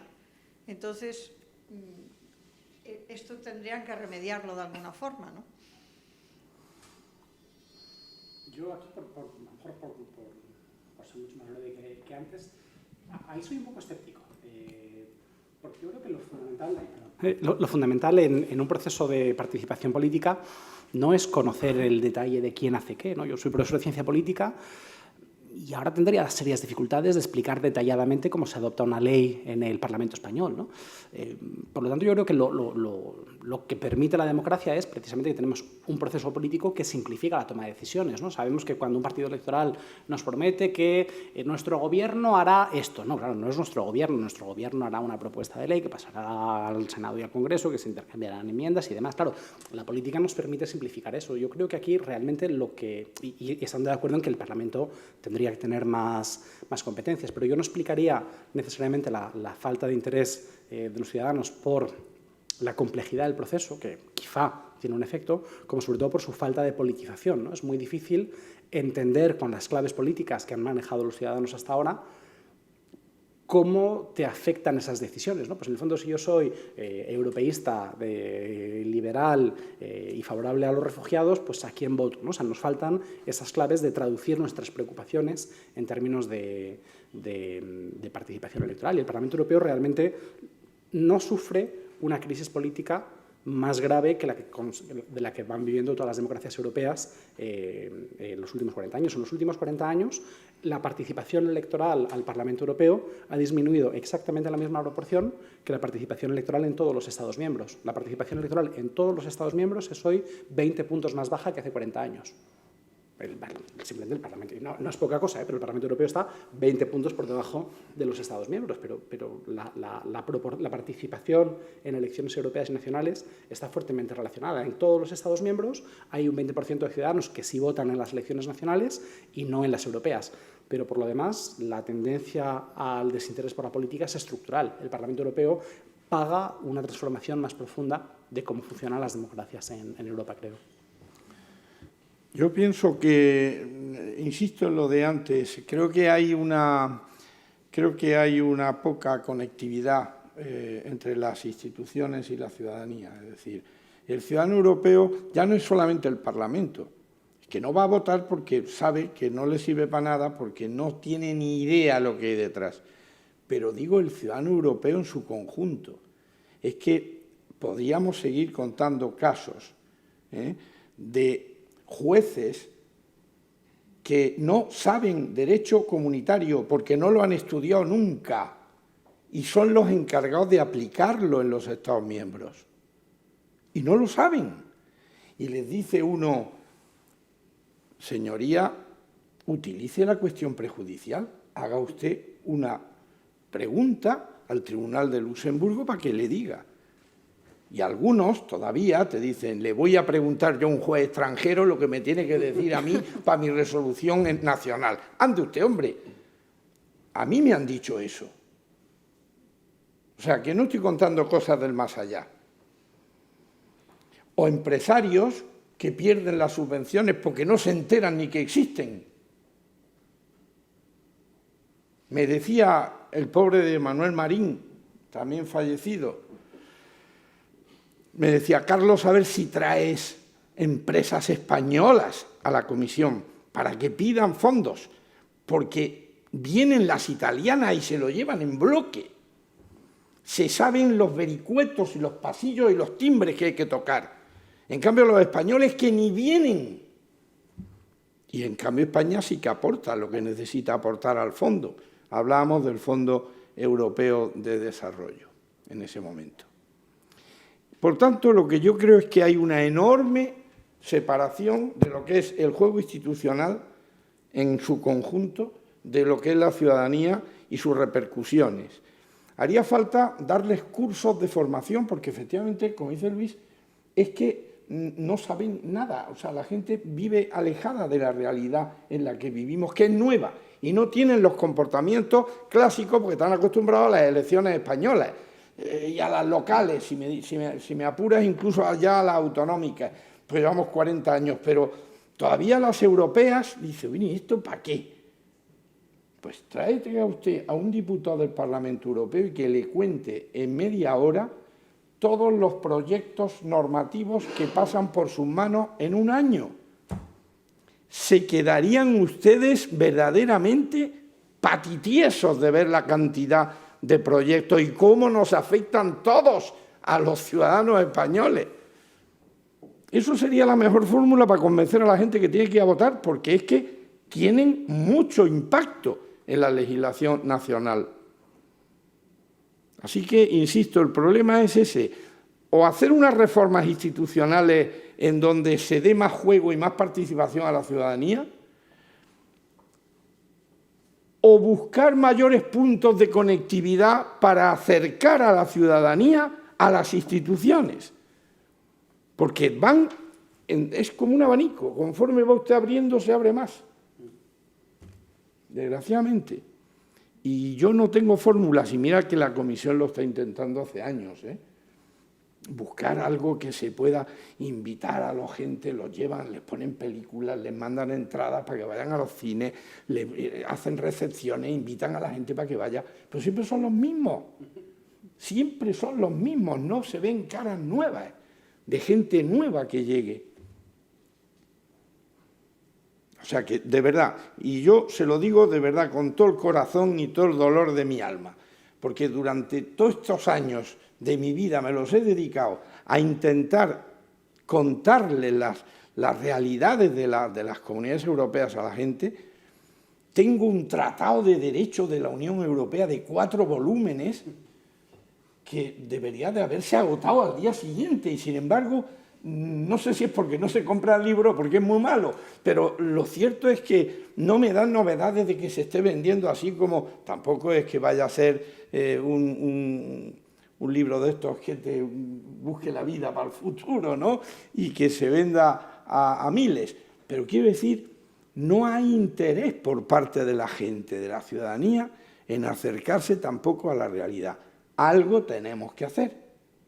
No basta con decir esto está así, algo tenemos que hacer a través de esos grupos que decía el profesor Bouza o a través de grupos como estos que estáis haciendo, Sandra, encuentros como estos. Yo creo que hay que intentar ir un poco por profesiones incluso, transmitirle a los abogados la importancia que tiene el derecho comunitario y que lo tienen que utilizar, que para eso está. Es que yo he visto como todavía... En el campo mío siguen saliendo, pues en diarios oficiales, en boletines oficiales de alguna comunidad autónoma, siguen saliendo resoluciones administrativas que son nulas de pleno derecho, porque están dictadas en contra del derecho en vigor.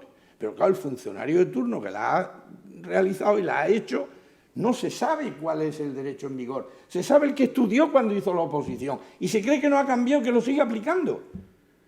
Porque la dificultad del derecho comunitario no es otra, que sería muy fácil decir, a ver, la ley de aguas queda derogada y en su sustitución viene el reglamento comunitario número tal. ¡Hala! Se quita y se pone el otro. ¡No! ¿Qué va? El artículo 3, el 4 número 2, el 6 párrafo primero letra A, el 24 número 1 y 3 y 6, quedan sustituidos por este reglamento comunitario y esta decisión también. Y así, o sea, es enormemente complicado. Pues hay que intentar facilitarle la tarea a la gente, acercarle eso a la gente. No sé, yo, si tuviera la solución, les juro que se la daría, pero es que no tengo solución. Creo que hay que acercar y que tenemos que ponernos todos en marcha a ver cómo acercamos la solución del problema, por lo menos contribuir en algo a que la gente se entere de la importancia que tiene el derecho comunitario. Si hay 4 o 5 despachos en Madrid que se dedican al derecho comunitario, los demás. Pero es que, ¿para qué? Si a los ciudadanos no les interesa y no saben ni que existe. Yo les digo a los abogados, oiga, hasta hace 8 o 9 años la Complutense de Madrid no tenía derecho de la Unión Europea en sus estudios de derecho. Han seguido saliendo promociones que no han estudiado derecho comunitario hasta hace 8 o 9 años y llevamos 33 en la Unión Europea. ¿Cómo se come eso? Claro, no me extraña que haya abogados que dicen derecho comunitario, eso es nuevo, eso yo no. Es que además te lo dicen así.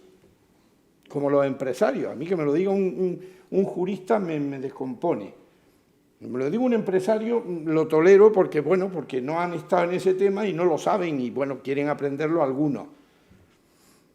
Pero yo me acuerdo ahora de la sanción que le pusieron a un empresario de Alicante, no voy a decir nombres, después de una charla que yo di para el sector zapatero, cómo les iba a influir el mercado único europeo al sector de los zapatos. Me llevó a la Cámara de Comercio, les di la charla y, bueno, había más de 300 personas en la sala, aquello era impresionante, y cuando terminamos abrió un debate y uno levantó la mano y dijo, bueno, mire usted, yo le agradezco todo lo que usted ha estado diciendo, pero la verdad es que yo, como las zapatillas que fabrico solo las vendo en España, pues todas estas normativas ni me van ni me vienen, realmente yo no. Al día siguiente, uno de su competencia directa compró una zapatilla en la tienda de abajo, de las que fabricaba estos señores solo para España, las mandó a analizar y contenían en la suela un porcentaje de alquitrán superior al permitido por una directiva comunitaria en materia de protección del medio ambiente. Con la misma puso paquetito, la zapatilla y el análisis, el resultado, lo mandó a Bruselas a la comisión. Y el resultado de todo eso fue una multa, que saben ustedes que llega hasta el 10% del valor de facturación de la empresa del último ejercicio, que se cargó la empresa, no pudieron pagar y cerraron.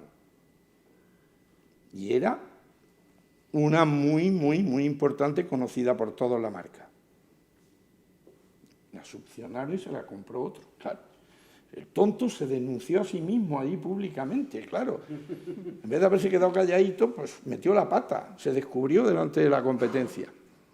Quiero decir que es que falta mucho de conocimiento por parte de todos los sectores y que habría que hacer algo para acercarles a los sectores a que aprovechen los beneficios que tiene la Unión Europea, que tiene muchos.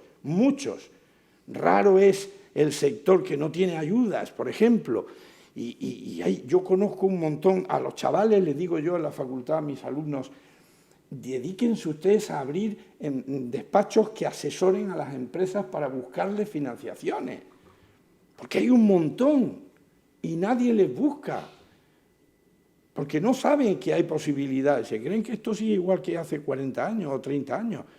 Miren, que pueden utilizar el derecho comunitario y las normas comunitarias para usarlas. En fin, no les caliento la cabeza porque ustedes no tienen la culpa, siempre son los que están aquí para escucharnos y porque les interesan los temas. Si no, no habrían venido, ¿verdad? Entonces siempre son los que se llevan la recriminación porque son los que vienen. Pero bueno. ¿Alguna pregunta más?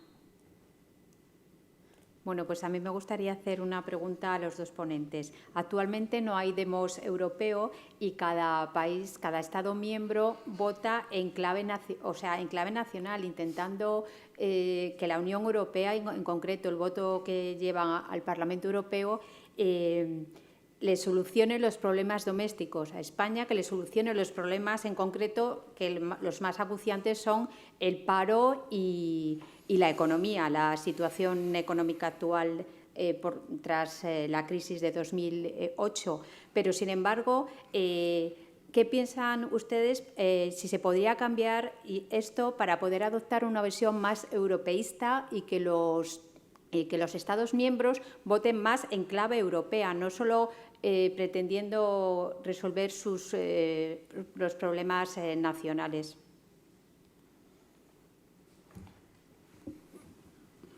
Claro, aquí siempre jugamos contra el reloj, ¿no? Y los demos europeos se han construido a lo largo de siglos. El demos europeo, pues claro, es que hay Estados miembros que llevan 12 años en la Unión Europea, ¿no? Entonces, pedirle a un rumano, Estado miembro reciente, con serios problemas de administración, de funcionamiento de sus instituciones, y con una trayectoria nacional muy compleja y una soberanía recuperada de facto hace unos pocos años de la desintegración de la Unión Soviética, que piense su proceso político en clave europea, pues claro, tiene complejidad. Eso, a lo mejor un francés, un italiano que llevan más años en la Unión Europea, pues lo podrían asumir. Pero, sin embargo, sabemos que no es necesariamente el caso, ¿no? Pues Estados miembros que llevan mucho en la Unión Europea pues votan tremendamente en clave nacional. Yo diría que es todavía más grave. Lo que hemos vivido en los últimos 10 años de crisis es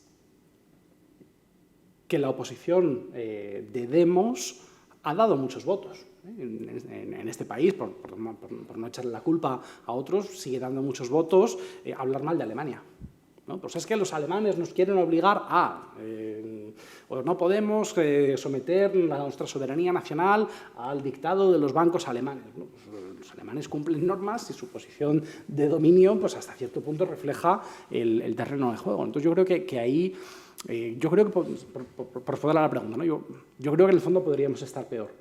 Ese es un poco el sentido de mi respuesta. Sí, coincido que habría que votar mucho más en clave europea, pero yo creo que esta campaña está siendo bastante razonable para los años tremendos de los que venimos, ¿no? Yo creo que insistimos mucho en el crecimiento de las fuerzas populistas, en el crecimiento de la extrema derecha, si lo miramos con un poco de detalle, van a progresar, pero va a ser un aumento relativamente débil en comparación con 2014. Cuando estallaron estas fuerzas populistas fue realmente en 2014 y llegaron en tromba. Ahora van a seguir aumentando, lamentablemente, pero quizá lo sorprendente sea que con este clima político, con este clima económico y social que hemos conocido en los últimos años, aún así la campaña siga siendo razonablemente proeuropea y que probablemente vayamos a seguir viendo un Parlamento Europeo que va a ser, pues, de las tres grandes instituciones, quizá la más proeuropea.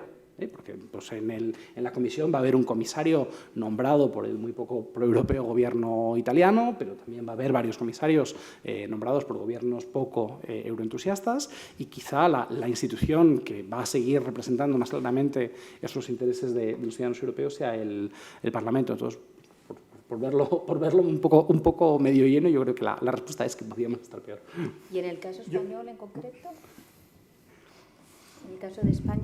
Claro, siempre hablamos, ¿no?, de si se podrían crear listas transnacionales. La idea, desde luego, que es buena, ¿no? Si nosotros viéramos más en nuestra campaña electoral, pues, a un candidato francés en las listas del PSOE o a un candidato de hecho, está alemán. permitido, está Sí. totalmente permitido. Sí. Nosotros tuvimos el otro día invitado en la Autónoma al número 15 de la lista de Ciudadanos, que es un francés. Entonces, está permitido, pero claro, si tuviéramos una lista mucho más transnacional y bueno... Pero ahí vuelvo a lo que decíamos antes, es que a lo mejor ese detalle institucional al ciudadano le pierde. Entonces, a lo mejor no hace falta hacer grandes reformas institucionales para el proceso. Yo creo que, por ejemplo, habría ayudado mucho, pues, no convocar las elecciones generales hace un mes. Pero claro, no le vas a pedir al presidente del Gobierno que piense primero en Europa y deje las elecciones generales para el mes de junio para no contaminar. Y vamos, bueno, aunque lo hubiéramos dejado a junio, pues habríamos hablado menos aún de Europa. Pero yo creo que hasta cierto punto los partidos políticos españoles han evolucionado bastante rápido. El problema es que la campaña ha tenido poco impacto, pero si uno se fija en la campaña, yo creo que ha tenido ha empezado muy tarde, pero ha tenido una cierta calidad en los contenidos. Yo, si me permitís, solamente una pequeña puntualización. Insisto que refundaría la Unión Europea. La Unión Europea se crea como consecuencia de que ha terminado una Segunda Guerra Mundial y hay unos problemas encima de la mesa que hay que resolver. Entonces se toman las medidas que son necesarias para resolver esos problemas. Y una de ellas es crear estas instituciones que no tenían poder. El Parlamento, la Asamblea Parlamentaria, no se llamaba ni Parlamento Europeo, se llamaba Asamblea Parlamentaria, no tenía ningún poder. La alta autoridad, pues, no tenía tampoco nada que ver con lo que hoy es la Comisión como Poder Ejecutivo, que maneja todo. El Consejo de Ministros era el rey, era una organización intergubernamental inicialmente. A una cosa que hay ahora, que se llama la Unión Europea, que es una organización supranacional, que no interpreta o no juega el intergubernamentalismo nada más en una de las instituciones, que es el Consejo, y etcétera, etcétera, pues esto cambia. Y yo cambiaría el régimen institucional, reformularía las instituciones. Esa es una de mis grandes batallas desde hace muchos años. Habría que reformarlas para ponerlas a la situación y a la altura de lo que tenemos ahora mismo encima de la mesa. Queremos solucionar los problemas de ahora con instituciones de hace 70 años y no nos sirven en muchos casos. Entonces, habría que replantearse eso, reformar las instituciones. Verías tú cómo los estados iban a reaccionar. Verías tú. Claro, sería la única forma de que reaccionaran. Ponerle encima de la mesa cosas que dijeran, caramba, esto me están aquí... Dice, más soberanía. Claro que tiene que haber más soberanía compartida. Pero sí que el concepto de soberanía ya, también me vais a perdonar, pero es que he contribuido a la elaboración del concepto de soberanía que hay en este momento en Europa, en la Unión Europea. Y lo hemos hecho entre 8 personas, el grupo que estábamos allí puestos en Bruselas para hacerlo. Y hemos cambiado todas las cosas. Hemos cambiado siempre todo, para darle a los políticos, desde la Comisión, las ideas para que hicieran cosas. Y hemos conseguido muy poquito avanzar, muy poquito. Pero el tema de la soberanía es uno de ellos. La soberanía ya no es de nadie en exclusiva, es compartida, es puesta en común, es suma de parcelas soberanas de todos para actuarlas todos por todos y juntos. Y ya nadie puede decir, excepto pequeñas cosas que siguen siendo soberanas de cada Estado, la gran mayoría ya no son soberanas. Pensar, sí, yo sé que es una barbaridad lo que estoy diciendo, pero es así, nos guste o no. No digo barbaridad, digo expliqué eso Claro. al señor que está en la esquina. Claro. ¿Y cómo le compensa eso? Porque Pues, no es que la pérdida de soberanía, es a cambio de qué. pues a cambio de tener todas las ayudas que tiene, que usted no las utiliza, a cambio de tener unas normas comunes que usted tampoco se entera de que las hacen allí, a cambio de Ministerio de Agricultura. Ya no hay ni Ministerio de Agricultura porque es una competencia europea. Lo único que hace el ministro o la ministra de Agricultura o de Pesca y no sé cuánto que le llaman ahora es coordinar la ejecución de las normas del derecho comunitario. No se adopta ni una sola norma española, agricultura, ninguna. Entonces, bueno, pues como la agricultura, en otros muchos transportes, en la pesca, hay un montón de materias en las que ya los ministerios españoles sobran. Por abundar en esto, es que yo creo que tenemos que cambiar. O sea, seguimos utilizando conceptos que ahora quieren decir otra cosa, soberanía. Es que los estados europeos son ahora más fuertes que hace 30 años. Claro. Es que España es hoy más soberana que hace 30 años. Claro. Es que la paradoja del Brexit es que hoy el Reino Unido es menos soberano que hace 2 años. Es que el Reino Unido no puede realizar el Brexit soberanamente. Lo que está esperando Theresa May es que el Brexit se lo demos los demás. El Reino Unido quiere salir, pero quiere seguir teniendo acceso a las bases de datos de terrorismo. Quiere seguir pudiendo acceder al cielo único europeo. Claro, exacto. El Brexit se lo tenemos que dar a los demás. Entonces esa es la paradoja. Que pensamos una política que se ha vuelto mucho más compleja con conceptos pues, que son del siglo XVI, soberanía es Bodino, ¿no? Entonces, pues, tenemos que pensar de otra manera. Y aquí también tenemos elecciones locales y municipales, locales y autonómicas el domingo. Claro, es que el 70% de los madrileños no saben qué administración es responsable del metro. Claro, siempre le echamos a la Unión Europea la culpa de su complejidad. Sí. Es que toda la política es complejísima, porque claro, al final, en un sistema político multinivel, tenemos que dejar de razonar en términos de yo quiero esto y los ciudadanos me han votado para esto. Bueno, pues es que los ciudadanos han votado a otros señores para hacer otras cosas y lo que ustedes lo único que pueden hacer es negociar bien, ¿no? Entonces, eso nos cambia y la Unión Europea es una pionera a la hora de hacer eso. Entonces, quizá tenemos herramientas más desarrolladas en Bruselas que las que tenemos en el Ayuntamiento de Madrid para gestionar el metro entre ayuntamiento y comunidad. Claro. El problema creo que hay un problema, y es que cuando hay un problema de crisis o cuando hay un problema se focaliza mucho en el momento en el que está pasando la crisis. Entonces se piensa que la Unión Europea pues no funciona, es un fracaso, etcétera, porque no se abre la perspectiva de lo que ha sido la Unión Europea desde todo el proceso de creación de la Unión Europea y sobre todo de la integración de España en la unión monetaria. Es decir, tenemos que recordar a la gente la renta per cápita que había en el año 96 y la renta per cápita que tenemos ahora. Y luego, si se hace un estudio de todos los fondos que ha recibido España hasta que ha alcanzado el nivel Eso es medio de otro renta con capítulo. el resto de los países de la Unión Europea, lo que nos ha favorecido eso, de tal manera que hemos llegado a un nivel que ahora nosotros tenemos que aportar. Eso no se comunica. Cuando hay un debate político, entramos directamente al problema, en lugar de decir la Unión Europea es buena, ha funcionado bien, nos ha resuelto muchos problemas, estamos en un fallo, o en un momento que hay que ajustar, pero no se da esa perspectiva positiva y yo creo que es un problema político. O sea, esto es un poco como cuando los accidentes de avión, que se produce un accidente de avión y parece que es un fracaso el mundo de la aviación, el fallo y tal, no sé qué, sin reconocer pues todo el beneficio. Exactamente. Entonces yo creo que es un problema netamente político y sobre todo de no explicar los beneficios económicos que ha supuesto para España continuamente y fondos que a lo mejor la gente no percibe o no lo ve y se debería contar. Desconoce. Claro, exactamente, todas las ayudas, los fondos regionales, estructurales, todo el proceso de fondos que no se conocen y a lo mejor en lo económico la gente cala más que lo jurídico, ¿no? Sin duda, sin duda, sin duda. El dinero que hemos recibido, y ahora ya vamos a ser aportadores netos, ¿no?, en los próximos 6 años con el nuevo presupuesto plurianual, pero hasta ahora hemos recibido nada más que dinero y dinero y dinero. Y justo es que ahora, nosotros cuando entramos teníamos como meta alcanzar a Italia, lo recuerdo, ¿no? Y bueno, alcanzamos a Italia hace ya unos cuantos años y la sobrepasamos. Ahora estamos muy cerca de Francia, a punto de llegar a más o menos a equipararnos a Francia.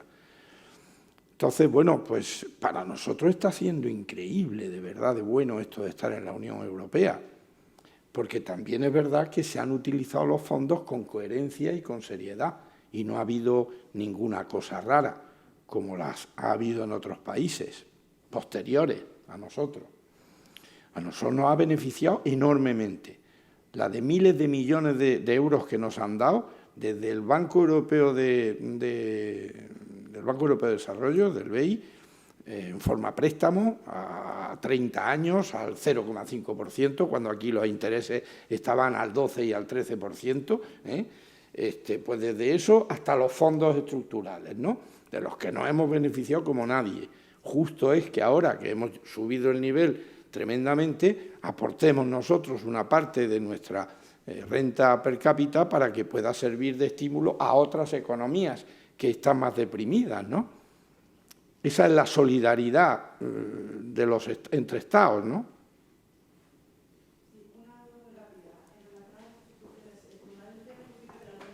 Las cláusulas suelo ya lleva varias interpretaciones contrarias a lo que está diciendo el Tribunal Supremo.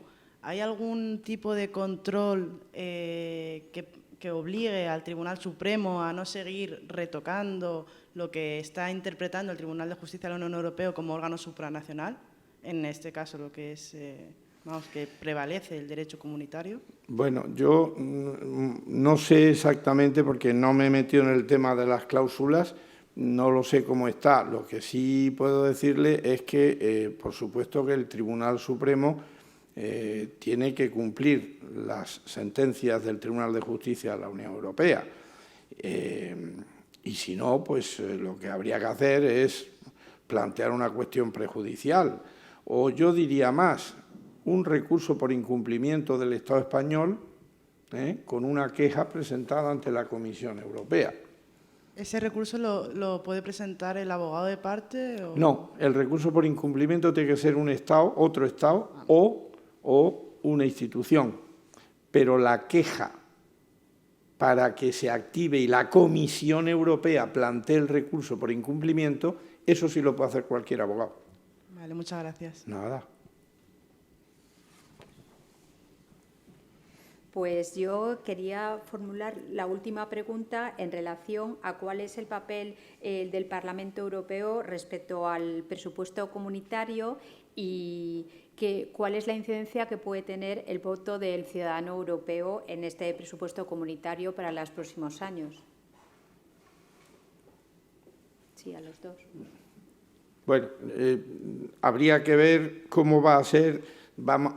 El nuevo Parlamento va a tener en sus manos el inicio de las reuniones para preparar el presupuesto plurianual, del 19 al 26, ¿no? O 20, sí. 26, o 19, 25, 26. Bueno, sí. Hay, entre bobos anda el juego, ¿no? Como diría el otro. Sí, el presupuesto es cada 6 años, se hace un presupuesto marco plurianual, pero luego después, cada año, se hace un presupuesto anual que se ejecuta por años, pero sin salirse de lo que es el sexenio que se ha acordado y pactado entre todos. Ahí van las grandes cifras. Entonces, el Parlamento juega un papel decisivo. Uno de sus poderes, como yo he dicho antes, es el poder presupuestario, junto con el Consejo. De manera que juega un papel trascendente. Tiene que estar a la hora de hacer por parte de la Comisión el proyecto de presupuesto plurianual, discutirlo, verlo y opinar sobre él, y luego en la ejecución anual de cada una de las partes del presupuesto. Sobre esto es que el Parlamento Europeo es un parlamento muy particular, ¿no? Y uno de los motivos por los cuales es difícil politizar la Unión Europea es porque la mayor parte de las veces los eurodiputados se conciben antes como eurodiputados que como representantes de un partido o de una ideología en Bruselas, ¿no? Lo que sabemos es que el Parlamento, contrariamente a lo que podríamos esperar por su complejidad, por su número, por su difícil posición institucional, el Parlamento ha sido enormemente eficaz a la hora no solo de defenderse o defender sus competencias respecto a las demás instituciones, sino a la hora de jugar cartas relativamente débiles para acrecentar su posición, ¿no? El Parlamento, en muchos casos, y no sé exactamente el presupuestario, pero en muchos casos tiene siempre lo que pensamos como un botón nuclear, ¿no? Que es la posibilidad de decir que no, pues, por ejemplo, en adhesiones de nuevos Estados miembros, ratificación de tratados comerciales internacionales, etcétera. ¿Qué ha hecho el Parlamento tradicionalmente? Utilizar esa posibilidad de decir que no para pedir algo más, que es poder sentarse a la mesa en negociaciones y demás. Es decir, pues, me presentes el tratado que me presentes, si no me informas regularmente, Comisión Europea, de lo que estás negociando, voy a votar que no. Lo vimos, por ejemplo, en el caso del tratado contra las falsificaciones, ACTA, ¿no? Era un tratado internacional. El Parlamento votó que no, no tanto por discrepancias ideológicas con la Comisión o por un desacuerdo de fondo, sino porque no se le había invitado a las negociaciones. Y lo mismo podía haber pasado con el tratado internacional. En el caso del presupuesto, hay una lógica ligeramente distinta, pero que también funciona, ¿no? Que es que el Parlamento suele utilizar esa capacidad de rechazar el presupuesto para presentar un frente común. Es decir, no se presenta tanto como una discrepancia entre socialistas, populares y liberales, cada uno defendiendo su visión ideológica, sino que el Parlamento tiende a defender su visión colectiva. Entonces, en este caso, si el Parlamento es, como creo que es probable, la institución más proeuropea que vamos a tener en la próxima legislatura, yo creo que vamos a ver una serie de batallas interesantes entre Estados y Parlamento a la hora de tratar de llevar ese presupuesto, bueno, pues al máximo posible de exigencia proeuropea. Pues sin más dilación concluimos la ponencia y recordaros que el próximo día 27, lunes, vamos a tener otra ponencia sobre la Euroorden de Detención Europea, en la que intervendrán el eurodiputado Fernández López Aguilar, el juez Eloy Velasco y una representante de la Comisión Europea en materia de criminalidad. Y esta intervención de esta última ponente será en inglés. Pues muchísimas gracias a todos por venir. Gracias.